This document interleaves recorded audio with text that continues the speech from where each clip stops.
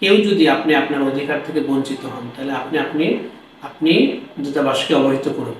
দূতাবাস আপনার নাম না জানিয়ে কিংবা আপনার নাম গোপন রেখেই সে তার মতো করে ব্যবস্থা গ্রহণ করবে।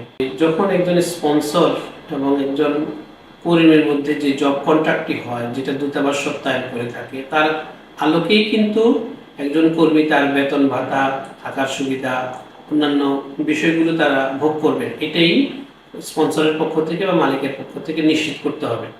এটা আমাদের জব কন্ট্রাক্টে উল্লেখ থাকে।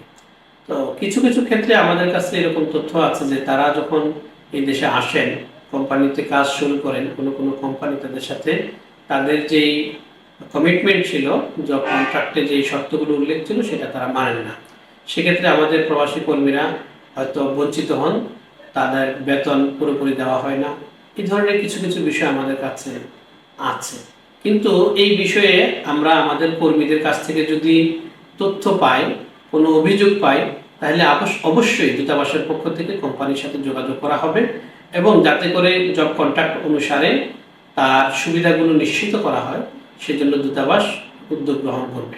এক্ষেত্রে আমাদের আহ্বান থাকবে, অনুরোধ থাকবে আমাদের প্রবাসী ভাই বোনদের প্রতি, কেউ যদি আপনি আপনার অধিকার থেকে বঞ্চিত হন তাহলে আপনি দূতাবাসকে অবহিত করুন।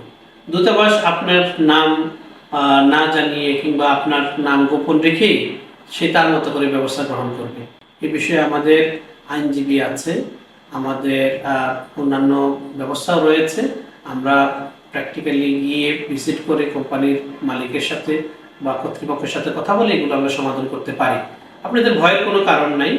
আপনারা যদি অনিরাপদ ফিল করেন, আপনারা যদি মনে করেন যে আপনি ক্ষতিগ্রস্ত হবেন, সেক্ষেত্রে আপনার নাম আমরা মেনশন করব না, আপনার নামটি গোপন রাখা হবে। কিন্তু আপনি যদি আমাদেরকে না জানান, আপনি তাহলে দিনের পর দিন, বছরের পর বছর আপনি বঞ্চিত হচ্ছেন, অথচ আমরা জানি না, সেক্ষেত্রে কিছু করার থাকবে না। সুতরাং আপনারা যারা বিভিন্ন কোম্পানিতে চাকরি করেন, আপনারা আমাদেরকে জানাবেন যে আপনি আপনার প্রাপ্যটুকু পাচ্ছেন কিনা, আপনার সাথে যে কন্ট্রাক্ট ছিল, জব কন্ট্রাক্ট ছিল, তার আলোকে আপনি আপনার বেতন ভাতা বা অন্যান্য সুযোগ সুবিধা পান কিনা। যদি আপনি না পান তাহলে অবশ্যই আপনি দূতাবাসকে অবহিত করুন।